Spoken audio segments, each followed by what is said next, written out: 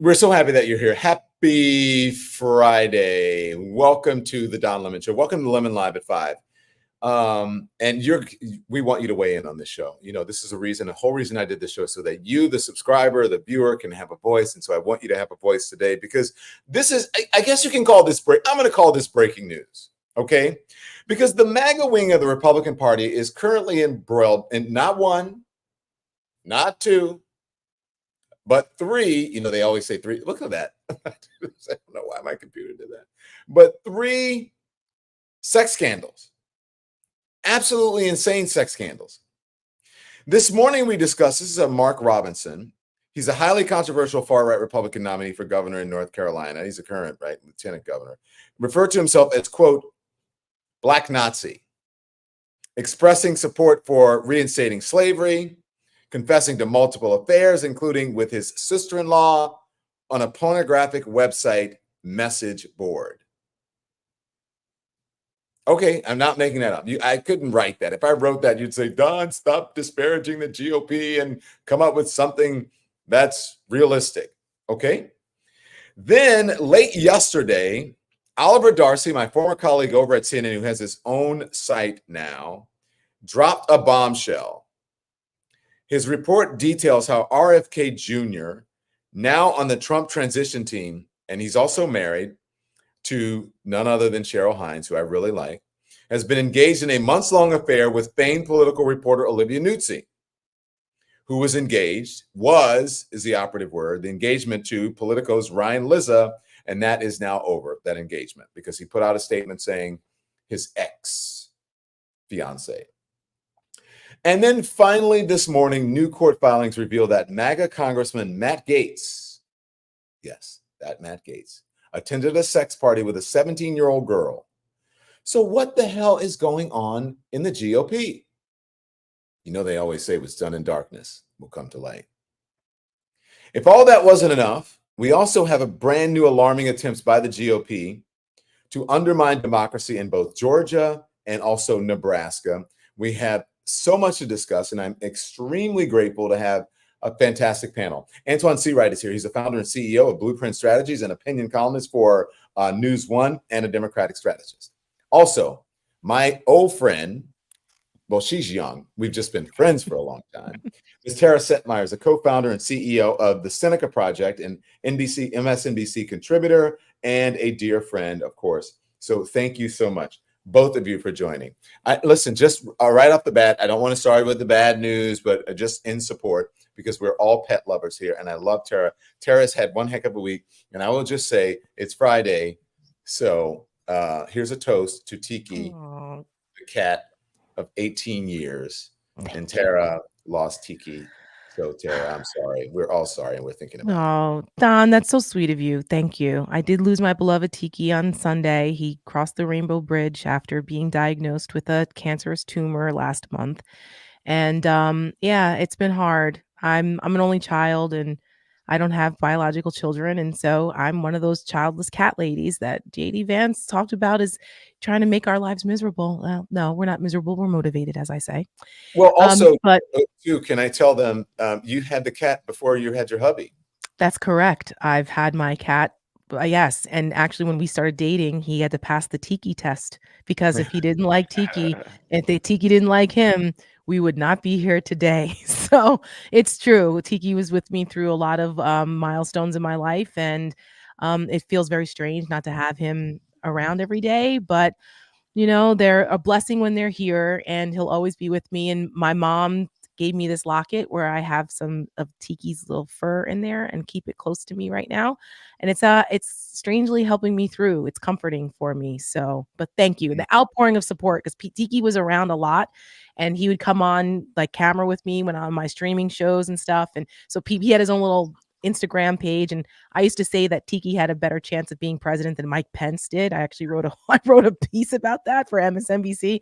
So Tiki was very public also, and the outpouring of support from everyone for Tiki has been really great. So thank you for that. I appreciate it. We're letting Tara have her moment, because Tiki deserves that moment. So here's to Tiki, and I agree with Antjuan. You said, Antjuan, what happens to all cats?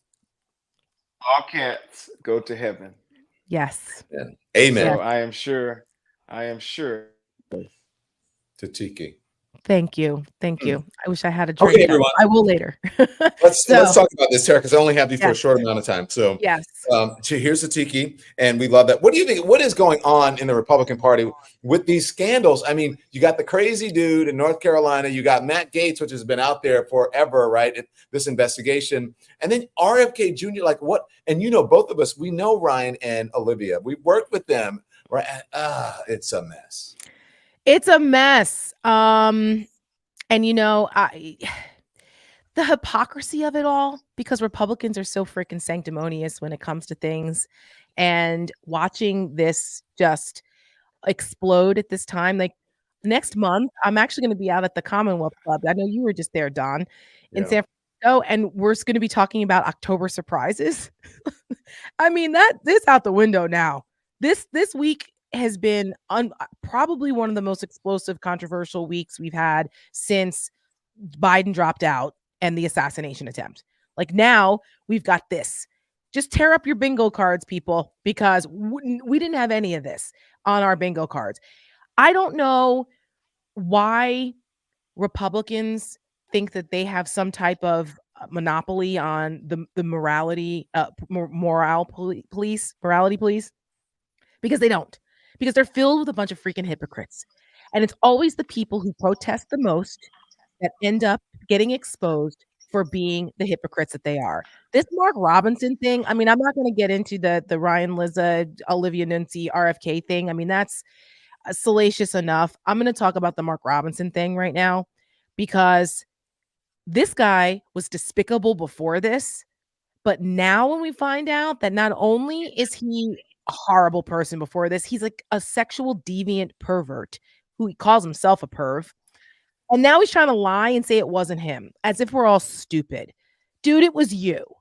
And don't hide behind Christianity and the pulpit like a lot of other hypocrites have done and think that that's going to change the situation. You've been exposed and you deserve to lose, and you reap what you sow. And he deserves everything he gets politically right now for it. And who think that it wasn't him, well, I've got a bridge to sell you in Brooklyn. Well, I'm happy to say that I'm here with two black people who are non-Nazis. Yeah, and we don't want to buy slaves and own them either. We don't fantasize about that. Go, Antjuan, go.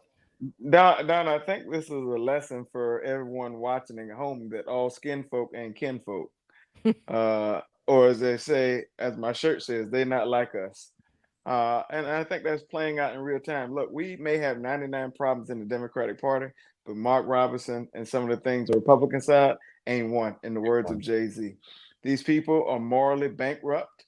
They allowed him to glide through the Republican primary, make his way to the top of that ticket, and they've allowed these things to happen over and over again. And then they want to lecture us about what and why we are so bad for the country and our community. And I think that's where we have to push back and hold them accountable for their thoughts, words, and deeds. But I also caution my Democratic friends, independent thinkers, and independent voters, is that I caution them to this: our homework is not graded the same.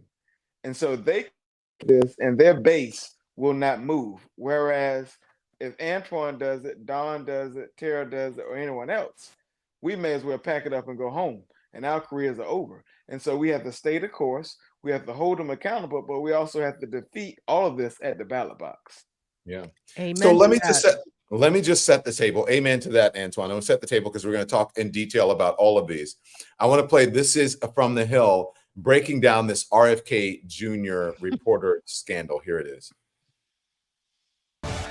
Well, it's another day and another problematic story for RFK Jr. This time it centers around a relationship turned personal with a reporter. Independent journalist Oliver Darcy reports that New York Magazine placed its star Washington correspondent Olivia Nunzi on leave after learning she allegedly engaged in a romantic relationship with RFK Jr. In a statement, New York Magazine said, quote, "Recently our Washington correspondent, Olivia Nunzi, acknowledged to the magazine's editors that she had engaged in a personal relationship with a former subject relevant to the 2024 campaign while she was reporting on the campaign, a violation of the magazine's standards around conflicts of interest and disclosures." An internal review of her published work has found no inaccuracies nor evidence of bias. The magazine is conducting a more thorough third-party review. Okay, so Tara, listen, you said it's a salacious story, I know, and I hesitate to comment on this story, but it is what we do. It is my job. Yeah. And I Yeah. have to say that I reached out to one of the parties today just to say, hey, just because, you know what I'm saying. Yeah. So I didn't know they were still engaged. They've thought- been engaged for a very long time, so I didn't know that they were still an item. Yeah. So what do you think? Is it just salacious, or is it something about the men Trump surrounds himself with, right? Well, Because RFK Jr. was the de facto, I believe, vice presidential candidate, right? So really, I think that JD Vance is out taking the bullets. Wait, let me take that back. That's not what I mean. I know. Yeah, Proverbially. Yeah, I'll take that back. I mean, out taking the heat and the slings and arrows that were coming his way, and he's out there every single day. Look, you got to say the man is working, right? He's all over cable, and he's just sort of hugging himself with JFK Jr. when he wants a spotlight, and they're at events, big events together. That's all I'm saying. I did not mean that taking the bullets thing. That was just a figure of speech. So, Right. not advocating any violence. Right. But do you understand what I'm saying? So he says that the other guy is Dr. Martin Luther King Jr. on steroids, right? That's his dude. He loves him, can't. right? And he says RFK is his guy. He loves him as well. And then he's got Matt Gaetz, and he and Matt Gaetz are big pals, and they're all over each other as well. So what does that say? Donald Trump is a sexual predator and has been, don't forget, he was palling around with Jeffrey Epstein and, at parties with them and on his plane. And so these are people that Donald Trump doesn't have a problem with, people who behave like this. So this is just, this is par for the course. And Matt Gaetz, I don't know how Matt Gaetz escaped prosecution for the allegations against him and underage girls and all of that thing in Florida. I mean, this is, again, these are people who Donald Trump has mainstreamed these types of people. This was not acceptable before. Was there dirt done? Did people do some salacious stuff on both sides? Sure. But it wasn't mainstreamed. The people who were engaged in that behavior weren't welcomed and embraced into the party. Donald Trump is like, if you're a degenerate, we'll take you, because he's a degenerate. So, what do you expect? But what does this say more or less about the people who continue to support Donald Trump, JD Vance? I agree with you. There's a separation in the two, right? So you have these morally bankrupt leaders who have hijacked the Republican Party and now make up the working majority. And then you have, no matter what, they are going to continue to stick by them and act as if they are a cut above the rest of us. Right. And somehow or another politically. I think that says more about the people who support them and their deeds versus the people who are actually committing these deeds. That's why I quit the party. I don't want to be associated with these people.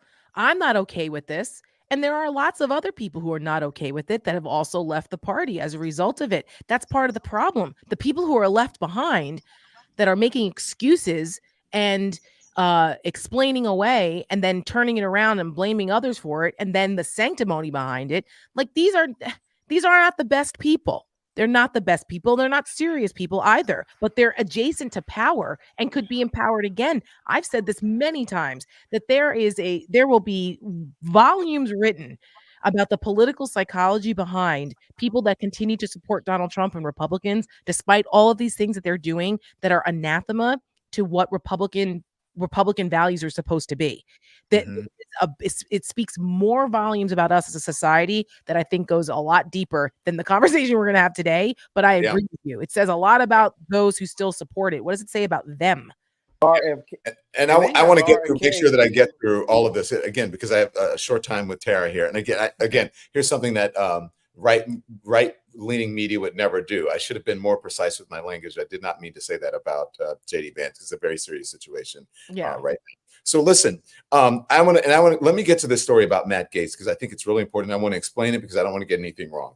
So according to new court filings, Representative Matt Gaetz attended a sex party with a 17-year-old girl. The court filings contain sealed affidavits from 3 eyewitnesses eyewitness testimonies that the party was held at a Florida home of lobbyist Chris Dorworth, who is also a friend of Gaetz.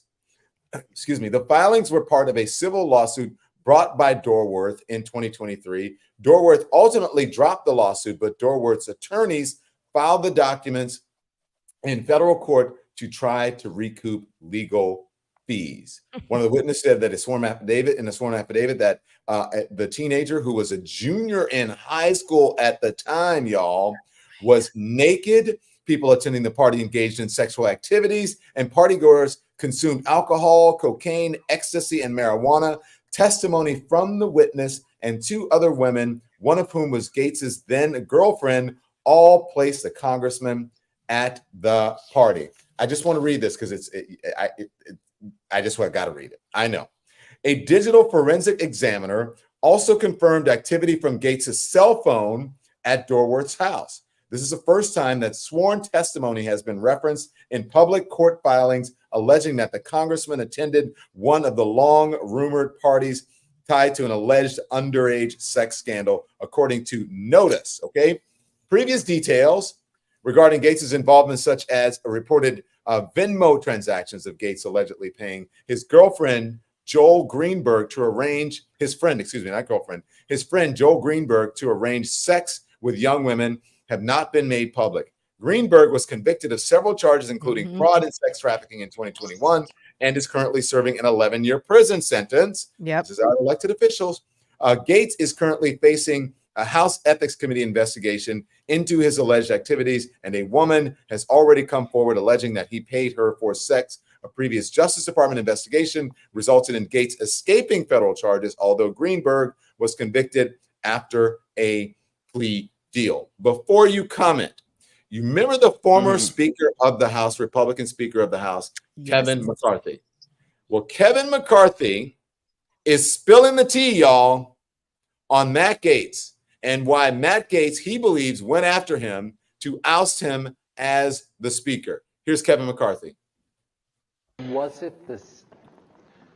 You made a lot of concessions in the negotiations. No, I didn't. Okay. Okay. Is that Let's get to the bottom of that. Right? That is such a misnomer in life. Let me give you the truth about that now. And I'll give you the truth why I'm not Speaker. It's because one person, a member of Congress, wanted me to stop an ethics complaint because he slept with a 17-year-old. An ethics complaint that started before I ever became Speaker, and that's illegal, and I'm not going to get in the middle. Did he do it or not? I don't know. But ethics is looking at it. There's other people in jail because of it. And he wanted me to influence it. And you know what? So then they come out and they say, because I kept government open. I'd do it all over again. We're not going to pay our troops? Sarah? Well, as you know, I spent many decades in the Republican Party. Yes, and I have people who live in Florida and who are well aware of Matt Gaetz's transgressions. And so I'm no fan of Kevin McCarthy's, but what he just said is all true, according to people that I know who are in the know about this. And that was always in the background of the public drama of ousting Kevin McCarthy. And if you remember, Matt Gaetz was the leader of this thing. And the fact that but Kevin McCarthy, I'm sorry, I'm not going to cry any tears over him. I don't feel sorry for him. He got everything he deserved. He never should have agreed to allowing the one person can oust you rule. They changed that rule. He agreed to that in order to become Speaker the first time around. And he signed his own death warrant when he did it. It was a matter of time. We had like a clock going of how soon was he going to get ousted as soon as he upset one of them, whether it was Matt Gaetz or Marjorie Taylor Greene or whoever. So, again, this is all par for the course in the era of Trumpism, these kinds of things, because even Kevin McCarthy wasn't Speaker the first time around when Paul Ryan became Speaker because of his own rumored engagements with another married member of Congress. So Kevin McCarthy? I'm just saying, Google it. So I don't know. I mean, Kevin McCarthy unleashed. Okay, whatever, dude. But you signed your own death warrant, and you get everything you deserve to. So Antjuan, why isn't this creep been booted from Congress?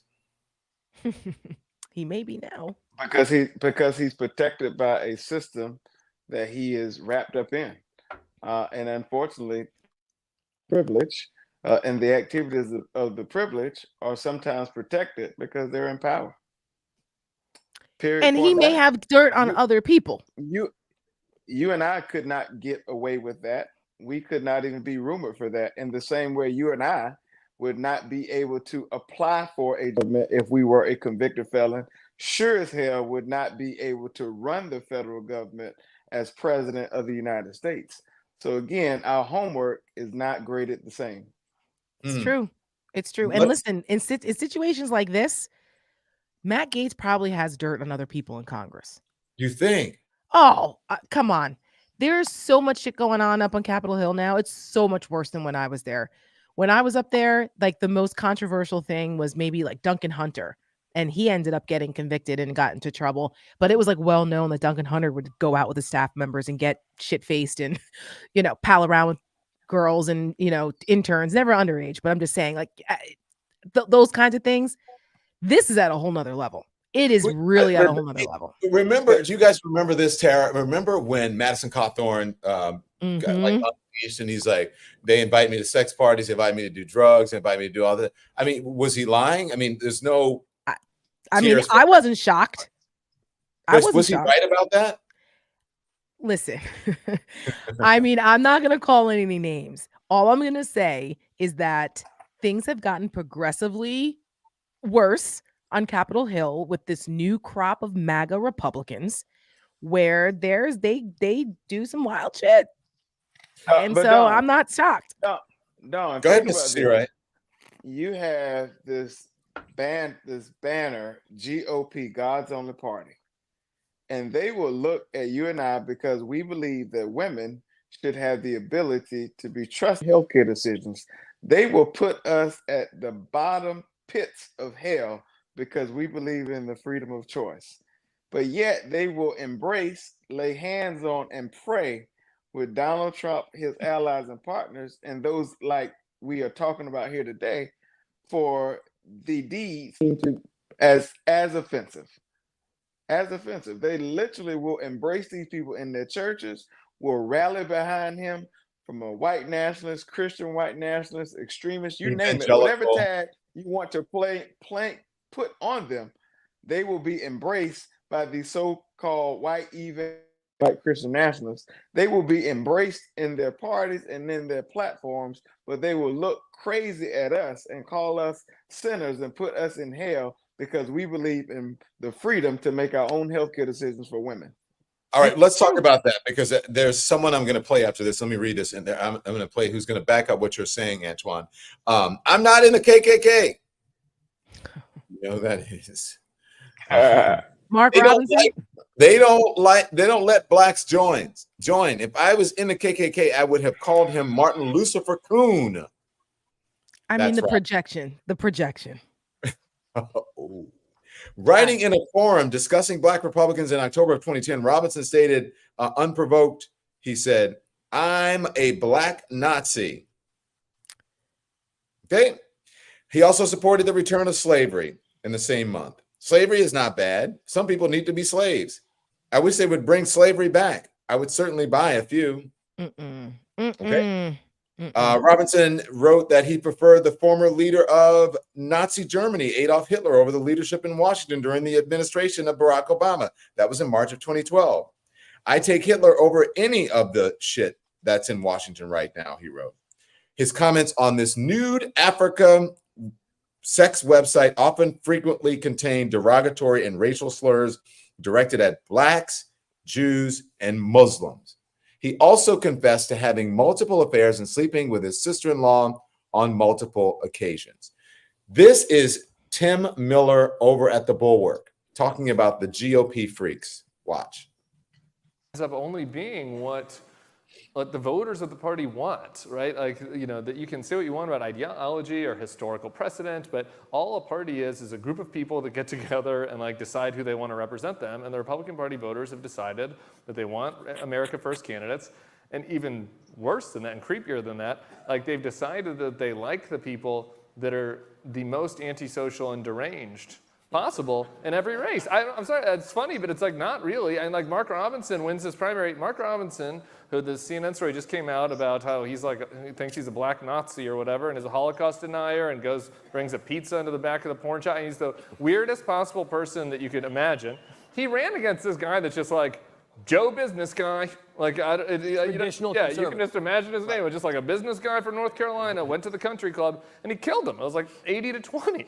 And so like the Republican voters want the weirder, crazier, antisocial, anti-establishment person, and so they're attracting those types of people to run. Bill. I love him. Go ahead. What do you want to I'm say? a big fan of Tim's, and he's 100% right. And that goes back to Antjuan's point that what does it say about the people who support these people? This is what they want. It's supply and demand. And Donald Trump has given a permission for these cretins to be unearthed and mainstreamed. And people are like, yeah, give us more.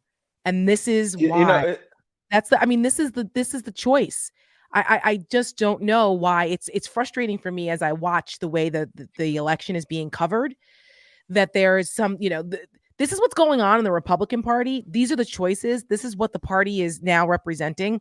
But Kamala Harris gets scrutinized because she doesn't give enough media interviews, or because she didn't give enough detail on a healthcare proposal, or whatever the hell. Like, are you kidding me?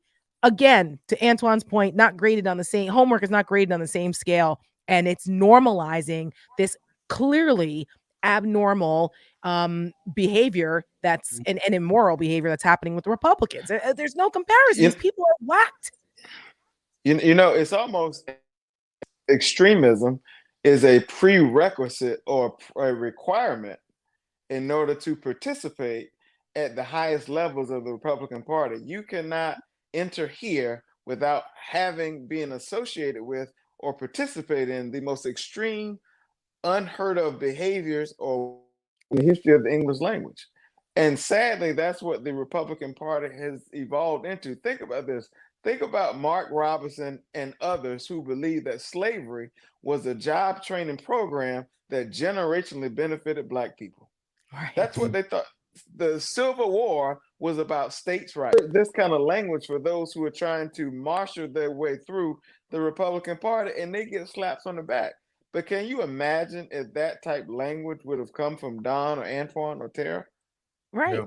We not only would we be rejected from It would have been okay if we were Black Nazis, though. Right. The Republic, part of the MAGA, that would have been okay. There are good people on both sides, if you remember. But I think, look, I don't think I can play this enough. And Mark Robinson, in his own words, if we can gather that soundbite up, because we can say the quotes and people can be as shocked as they want to be. But let's listen here. Men and women. He says God called on men to lead, not women. Called to be led by men. When it was time to face down Goliath, sent David, not DeVita, David. There's no reason anybody anywhere in America should be telling any child about transgenderism, homosexuality, any of that filth.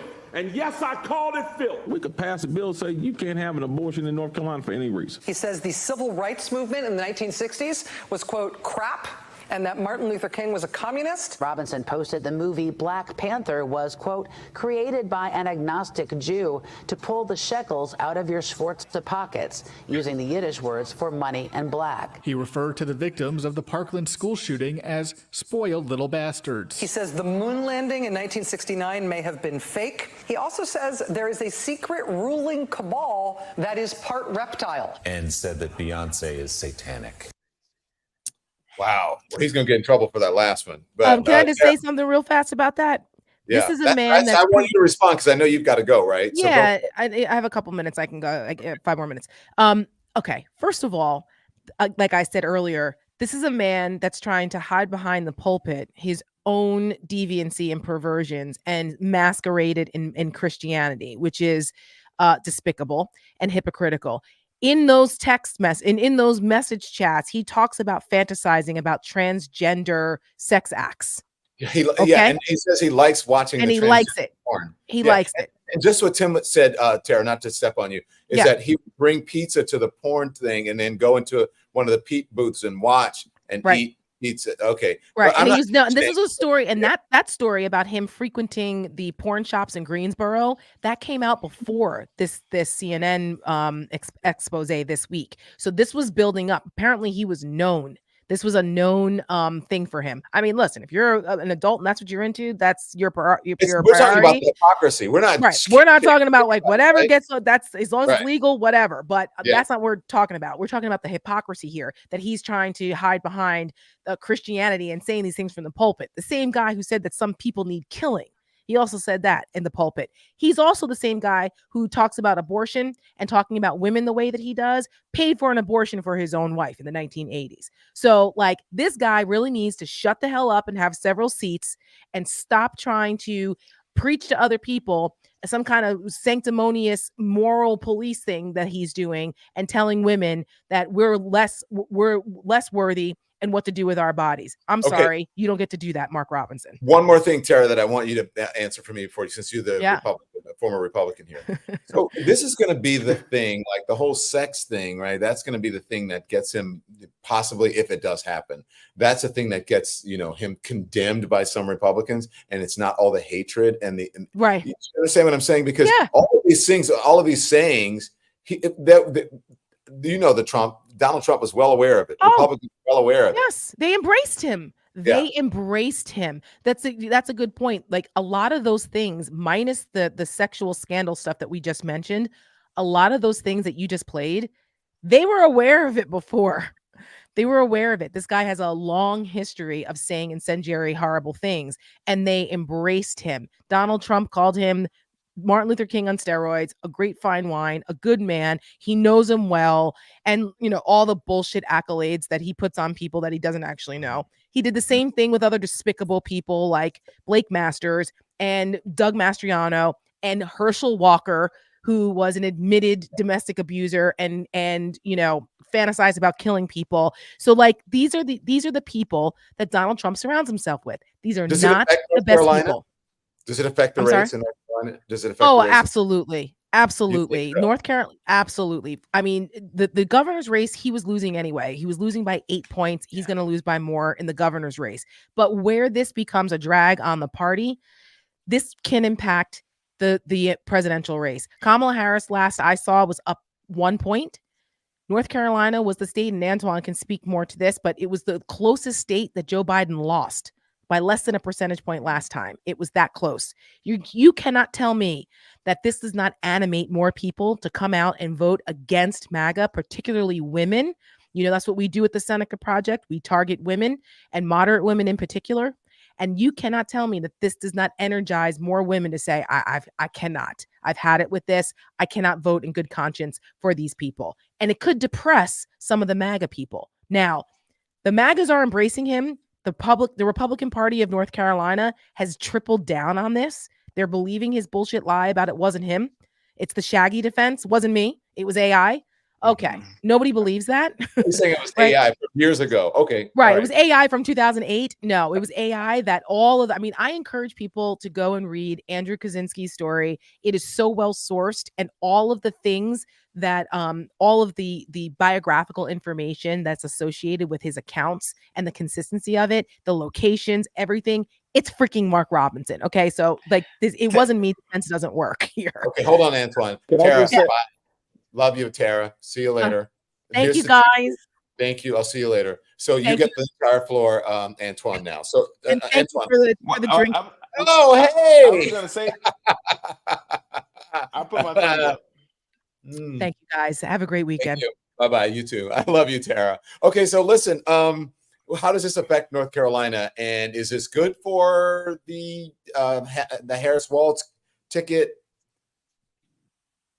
Well, Don, let me just caution you, don't close the catalog yet, because I think there will be some more pages next week to this story that will end in the ink in the catalog on this episode of Mark Robinson and these extremists. Well, what do you know then? Tell us what you know. Tell us allegedly what's going to come out. I know that there's more to this story that I am quite certain will find its way in the media next week if those who want the exposure of the truth to be known they will govern themselves accordingly. So that's that. The other piece of this, I would probably say to you that it may not have as widespread impact on the presidential race as it does on the gubernatorial race. North Carolina has always been a split state, meaning won the gubernatorial race but lost the presidency. We were close before, but I do believe this is going to activate a certain set of constituencies in North Carolina that probably were not tuned in as much to this point. Black men, younger voters, and more of the middle of the road conservative women who can or allow themselves to be associated with Mark Robinson and the modern day Republican Party in spite of Donald Trump. I mean, Antjuan. Seriously, though, and again, as I think we all have said, Mark Robinson likes porn, that's his business, right? If Mark Robinson likes transgender porn or transgender women, that's his business. But Mark Robinson is denigrating transgender people, is trying to take their rights away, right? He's calling them, what did he say? It was, I mean, he's saying it's aberrant behavior, but he had another saying for it. If he's saying that stuff and then saying, oh, admitting that he liked transgender porn, it's like, come on, man. You know, this is about hypocrisy. It's a political pump fake, and he wants to put on this image of strong man when he really is a paper tiger in real life. And I think that's how he is fooled, and that's how the Republican Party has fooled many Black men in this country. And while we keep having these discussions by and large about the importance of the Black men vote, and while some feel men are shifting and drifting towards the Republican Party because they present this image, according to some, as strong and with strength. However, they're just as hypocritical as anyone else. And in fact, they're probably the total opposite, not just a portion of the opposite of what they present and what they put on. Make sure you hit the thumbs up, everyone. Hit the thumbs up. We have 507 people who voted on the poll. What's the craziest MAGA sex scandal? So get some more folks to vote on it. Well, you know, let's do it. Let's say what's happening now. What's the craziest MAGA sex scandal? Is it RFK Jr.? Is it Mark Robinson? Is it Matt Gaetz? It's Mark Robinson by a mile. 66% say Mark Robinson. 27% say Matt Gaetz. 7% say RFK Jr. Because, you know, having a straight up affair, you know, that's kind of a thing. People do that. Matt Gaetz, the sex thing, that's salacious. Underage girls, that's bad. But this whole idea about I'm a Nazi and all that stuff is crazy, crazy, crazy. And being on the website saying that. Okay. Antjuan, why don't you say we pivot away from these freaks and let's talk about Vice President Harris is now taking the lead, and pollster Nate Silver's election forecast and model for the first time since August 28th. Harris now leads in the polling aggregation with 48.9% and Trump's 46.1%. So how are you feeling about the race? She's still the underdog. Okay, and this Nate Silver poll. Go on. She's still the underdog. We're going to be on this polar coaster in November. That's going to take many twists and turns. We also know that the expectation for her as a Black woman is twice as hard, half as much. The expectation for Donald Trump is minimally adequate. And so she's going to have to outperform the narrative in the words of Congressman Bobby Scott, she's going to have to win so big that others cannot say that the election is rigged. And so a 2-point margin does not mean a damn thing from a national polling standpoint, because Secretary Clinton in 2016 was up 9 points around this time in the race. And so she's going to have to win this race territory by territory, battleground by battleground, and that includes constituency by constituency. Okay. I want to play some of this stuff because Sarah Longwell, Sarah Longwell of the Bulwark, on independent vote is now breaking for Harris, which is interesting. Here it is. Watching what we call flippers in the focus group. So people who voted for Trump in 2016, voted for Biden in 2020. This was a group that had been backsliding away from Biden because they were frustrated about the economy and they were especially thought he was too old to do the job. Those people are slowly coming back to Harris, but here's what's interesting about them. They are out on Trump. They're out on Trump. And so their decision is either vote for Kamala Harris or leave it blank. And then there's this other big sort of undecided pool of voters isn't just, do I decide between Kamala Harris and Donald Trump? It's also, do I decide to go out and vote, right? Do I get up off the couch? That's a big part of the undecided vote. And I think that watching her energize people, like every indice that is not poll related that I think people don't see as much of, how many people are volunteering, small dollar donations, how many of them are brand new donations? Those things all bode really well for her. And I think at the end of the day, these elections tend to be decided by both the turnout and then the late breaking independents. And I think the independents are going to break for her. Antjuan, is she right? Is Sarah Longwell right? Oh, well, I think we're all feeling the Kamala momentum from her entering to the race. And so I think the expectation for her is a lot different than it was for Joe Biden. Uncertain ground is starting to become fertile ground. And what she is doing is giving the politically unhoused or the politically homeless a reason to come home and a home to come home to. And so you see independent thinkers, not necessarily all independent voters, coming towards her to this point. Also, caution in that same conversation is that the extremists on the other side, or the MAGA extremists, they're not going to waver at all. And so we're going to need not just independent thinkers and independent voters, we're going to need a solidified base of Democrats to supersede expectations in order for her to have, and for us to win down the ballot. So you're talking about what's happening with the Democrats, but also in some ways, in many ways, the future of the Democratic Party. Karl Rove is weighing in on the future of the Republican Party, of the GOP. If Trump loses, here it is. I may be wrong about this, but let's assume for a moment that he loses. What's the future of the Republican Party going to be like? There'll be a battle. The good news for more traditional Republicans is that he's sui generis, which I know there are a lot of Latinists among the Atlantic crowd. He's unique. Yeah. And who would follow him? Don Jr.? No.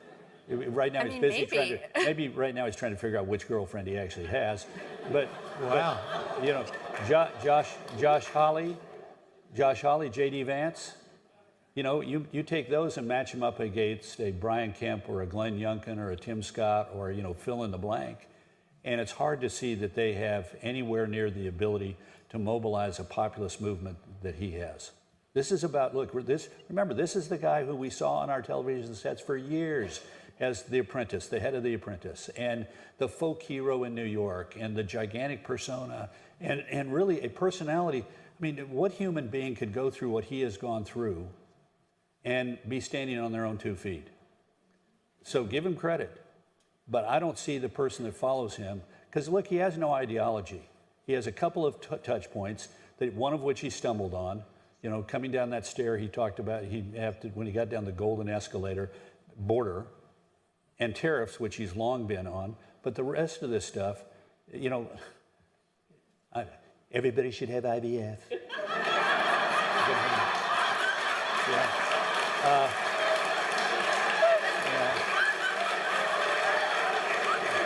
And don't do it. It just encourages me, you know. Yeah. My favorite line of his acceptance speech: "We're going to cure Alzheimer's and cancer very quickly, and men will not be allowed to participate in women's sports." Like when I get up in the morning, those two things are right there in front of me, linked together inexorably. So. Right. You know, it's kind of good to hear Karl Rove. I think it's funny to hear him that way. I mean, Karl Rove is an interesting character. I'm not saying I don't believe I agree with him on much politically, but he's right on some things. Donald Trump is now focused on things that most Americans are not focused on, and he is speaking, you know, gibberish when he's out on the campaign trail or even just in front of cameras. But he's saying there is no future. Does it sound like he's saying there's no future for the Republican Party without Donald Trump? Oh, I think so, because Trump has visualized a base within the Republican Party and tapped into a movement in this country that we've never witnessed in most of our lifetimes. And those people will end up being politically unhoused if he loses. And so they're going to need a place to go. So whomever were to trail Trump in terms of trying to be the leader of the free party, have to dibble and dabble with traditional Republicans and these extremists in order to have a leg up. And I don't know anyone who can bridge that gap from a reasonable perspective. And so I think what that means for Democrats is that we have to be unified on all fronts, and we cannot have any wind in the tent, and we cannot allow to be divided, not just on issues, but also on our values. Yeah. So folks have been talking about, the vice president, mostly on the right, hasn't given any interviews and whatever else, but Wired magazine did an interview. And so I want to play some of it. This is a Harris Wired interview, Kids Answer. Watch this. Does Kamala Harris have kids? Yes. I have 2. Cole and Ella became my cherished children. Doug, my husband, I was very clear with him that when we started dating, I wanted to see how this thing was going to go before I would meet Cole and Ella. I'm a kid of divorced parents. It was important to make sure that when I developed a relationship with the kids, that it would be lasting. I love those kids to pieces. They are my children, and I'm very proud of them. Yeah. And I think there's another one before this, just an introduction to her Wired interview. I'm Kamala Harris, and this is the Wired autocomplete interview. What do you want me to do with each one? Just drop them on the floor. Yeah. It's not going to be in the camera No, shot? It's off camera. Because I don't believe in littering. No, I know. We're going to Okay. So what do you think of that? I mean, she's not doing as many interviews as the press and as the right wing wants her to do, but she's doing these sorts of things. What would you suggest? Because quite frankly, I would like to see her dig in more on policy, even just to satisfy some of those critics. First of all, she interviews every time she speaks or shows up someplace with the American people. Those are the people who are going to determine whether or not she gets a political promotion, i.e. the job in November. So I would say that to the mainstream media or corporate. I would also say I would take quality over quantity any day of the week. Donald Trump can do 7 extreme interviews, lie in all 7 for whatever time period, and people check that is okay. Kamala Harris does a few interviews, rightly so, because she has to campaign on the scene. She has to continue interacting with voters. She does a few strong interviews, and people say that's not enough. The expectation for her is totally different than it is for Donald Trump. And I don't think she should allow herself to get caught up in that. I think she should do what she feels is necessary, because there are people, because she chooses quality over quantity, that she somehow or another cannot interview, as if the lady was not a former prosecutor, former attorney general, former United States senator, vice president of the United States, who did 80 interviews alone this year, raised $350+ million in a short amount of time, responding not because of her interviews, they're responding to her giving a policy agenda directly to them every time she shows up. Okay. Also in this Wired interview, she talked about a debate answer. Here it is. Harris, debate. That was quite enjoyable. I enjoyed the debate. I think it's very important for us to, in our democracy, create an opportunity for civil debate and disagreement about ideas and about policies. I think the debate showed that we have 2 very different visions for our country. I stand for and have a vision that is about the future of our country, and I offer, I think, a new generation of leadership. My opponent, Donald Trump, I think his vision for our country is very grounded in the past, and frankly, an attempt to take us backward. Taking away the freedom to make decisions about your own body, regardless of your gender, saying that the government has a right to tell you what to do with your body. I think that's kind of backward. I think the government shouldn't be making those decisions for people. Yeah. So listen, I think that was a good answer. But standing in front of reporters, I think, is a whole different story. It's a whole nother show. Now, let me just say, I think that, Antjuan, that the Harris-Walz campaign, especially as it relates to the Vice President Kamala Harris, they should take a lesson from Hillary Clinton and not be so careful about everything. because I think in the end that ended up harming Hillary Clinton. And I think we need to see more of her personality, more moments like last night, but also steeped in policy and her plans for the country with specific answers about that. This, I think, was one of the best. Go ahead. But Don, I don't know if I agree with you, honestly, because You don't have to, but go on. If policy was such a big part of determining leaders of the free world, Hillary Clinton put out a whole book on policy. No one talked about. I agree with Antjuan. I agree with you, but we're not talking about Hillary Clinton. We're talking about now she's even from voters who are undecided. They said they want to hear more from her. And in order to be able to win over those undecideds, she's going to have to give them more information. Hillary Clinton is a known entity. Hillary Clinton was, the Secretary of State, right? Kamala Harris, it's different. The vice president's job is to be in the shadows, in the background. When you are Secretary of State, you're out front. You are constantly doing interviews. You are talking to world leaders. People are covering it. People rarely, if ever, cover the vice president. It doesn't matter who it is, whether it's Kamala Harris, whether it's Joe Biden, whether it is Mike Pence. And so and listen, I've been out there, Antjuan. I've been talking to people. I'm not disagreeing. Right? They say we don't really know that much about her. Whether that's fair or not, that's what they're saying. I'm not disagreeing on that. I'm saying I'm not disagreeing that she needs to speak directly to the American people more. And there's several ways to do that. I don't think you have to be locked in and thinking a camera into the only way to do that. What I'm saying to you is when you have the conversation with people saying she needs to be more detailed on their policy, most people cannot tell you what any presidential candidate has stood for in policy. Sure as hell, most people cannot tell you what Donald Trump stands for on policy. Drill, baby, drill is not a policy. Concepts of healthcare plans not a policy. Millions of voters, independents included, have voted for him 3 times in the elections. And so I don't know if I buy into the whole policy idea that that's a must, not a plus. But what I do buy into is this idea that she has to keep introducing herself to the American people, differentiating herself from Donald Trump. And if that means shaping the fine, but I don't think she needs to give some 10-point plan in every policy position, because if policy mattered in such a way that people speak about it, Donald Trump would have never been president.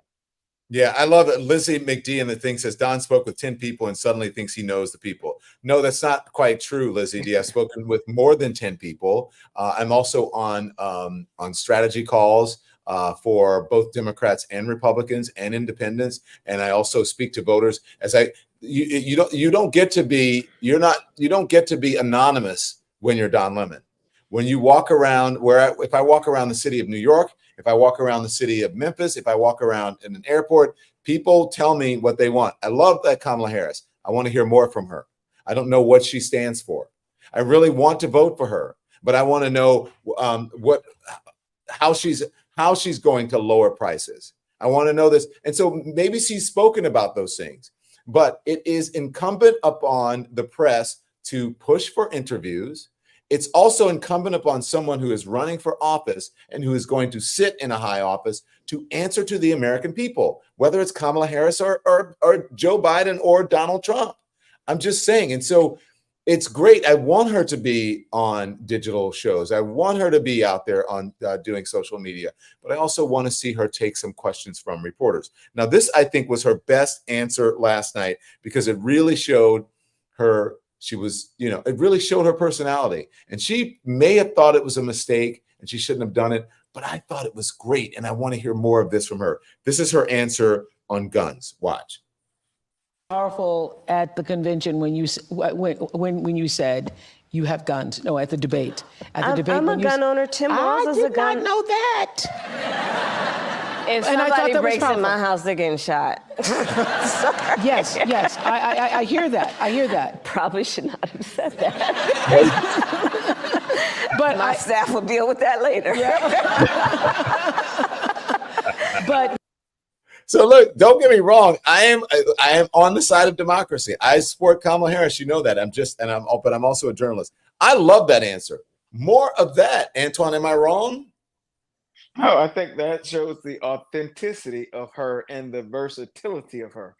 And I think that's probably how many people feel if someone were to break in their house because they want to protect themselves. And part of the freedom conversation that her campaign is rooted in to be able to protect yourself when facing a threat. And so I think that's real. She's a responsible gun owner, and you can be a gun owner but be responsible. And part of being responsible is protecting yourself as needed. And so we need to see the authenticity of her. But Don, the point I like most about that is that was not a tradition.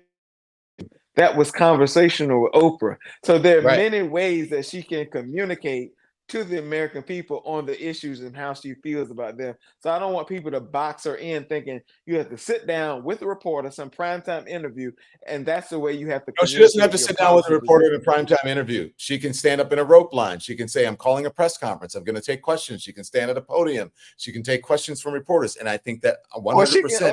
Or she can get on the Ricky Smiley radio show. She can get on Unito. She can go. She's doing that. But see, you're saying, hang on, Antjuan, you're saying things that she's already doing. She's not standing at a podium saying, Antjuan Seawright from WBN News, what's your question? My question, Madam Vice President, is such and such and such and such. Answer, this is what I'm going to do. Okay, now Brenda Smith from ABC News. So she's doing all those other things, and I'm glad she's doing them, and she should be doing them. But she also should be doing this one thing that I'm saying that I think will actually help her. That's what I'm saying. Now, let me ask you one question. I want you to answer this with grace and honesty. I don't expect her to give a white paper on policy. If Kamala Harris did an interview every day between now and November, to say she did not. No, let's answer this question. If she did an interview between now and November every single day, don't you think that there will still be a large segment of the population saying that's not enough? She didn't sit with the right reporter. So she's not going to satisfy everybody. 100% right. Right. But that doesn't mean she shouldn't do it. You're 100% right. She's never going to win everybody over, but that doesn't mean that she shouldn't do it. Because and I would also ask this question, Don. Most people I run into, and we run in same circles, but also different circles. Most people I talk to cannot speak to an interview the president has done with meat and potatoes because that's not why they vote. They vote because there's some relatability, there's some emotional connectivity, there's some connective tissue, but they vote because they trust that the candidate at whatever level in government will represent their interests best.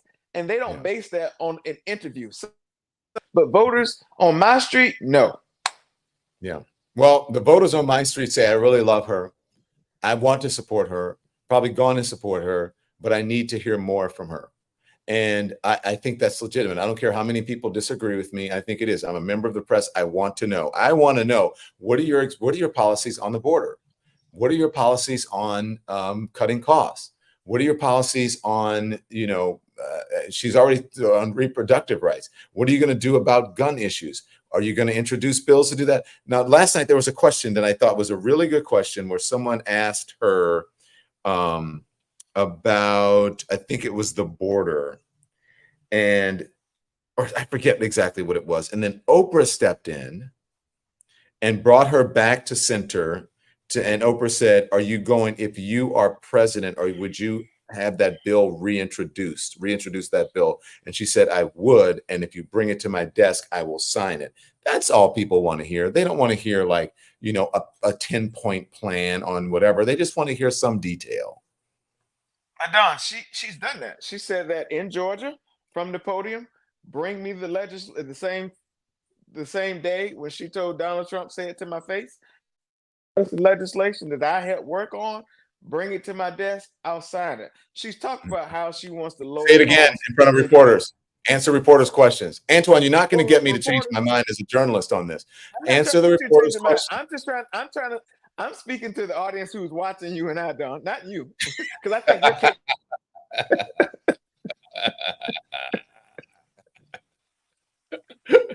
Go on.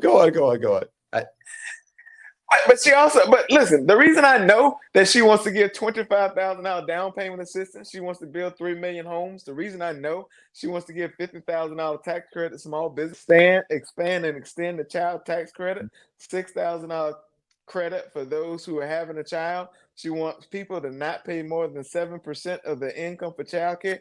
The reason I know that is because she's talked about it. And anyone who's paying attention to this race and trying to make a decision, particularly independent voters, they know that too. So they don't need a reporter to ask her that. They just need to pay attention to what's happening. Okay. Well, you can't say that, Antjuan, because people aren't paying attention the way that you and I are paying attention and the way that avid viewers of this program are paying attention. People have lives.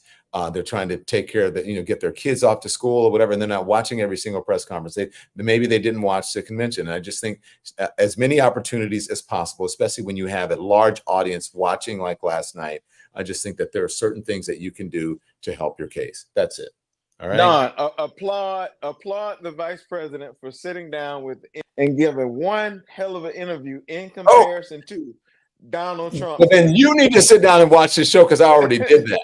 I did that this morning. You're the one who needs to watch the show. I want you to do it with you and I on this screen so that we can say. I applaud her for. I just told you what I loved about last night. I thought it was great. I actually thought it was very well produced. I said this morning on my Hot Topic show that I think this is going to give Oprah some ideas because I think it's going to help. I think it's going to encourage Oprah to bring her show back in some way. And I also said that I think that they should be doing these sorts of things maybe weekly until the campaign in different cities and battleground states and in swing states. Well, she did NABJ. She did Oprah. She's done Ricky Smiley, and she's going to continue to do interviews along the way. But the most important interview, and I don't want this to get lost, the most important interview she can do is with the American people. Because now American people will ultimately decide whether she wins or loses this election. Voters.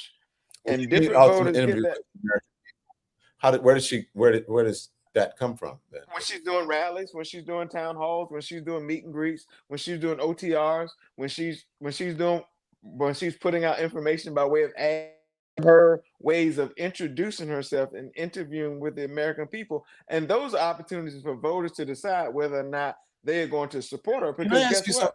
Donald Trump is doing the same thing. And so there is a comparison to be made.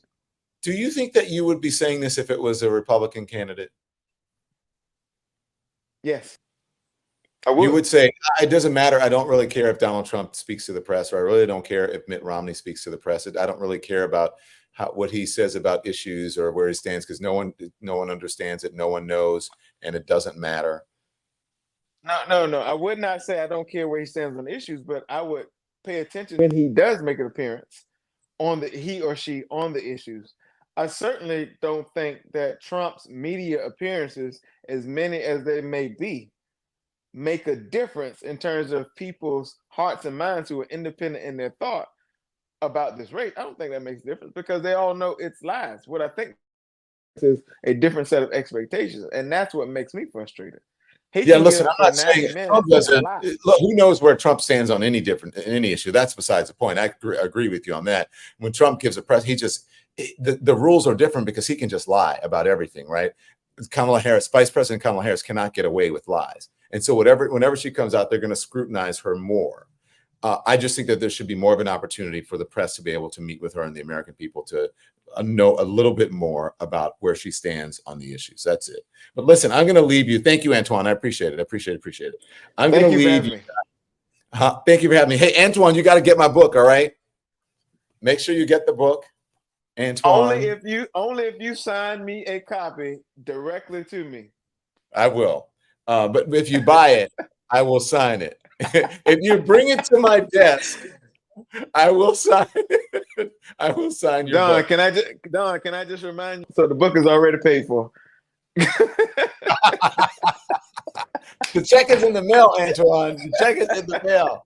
Hey, it's so good. Thank you so much for coming on. I really appreciate it. All right, man. Good weekend. Thank you very much. Thanks, everybody. I really appreciate you joining us today. Look, I love it. I love having these types of conversations.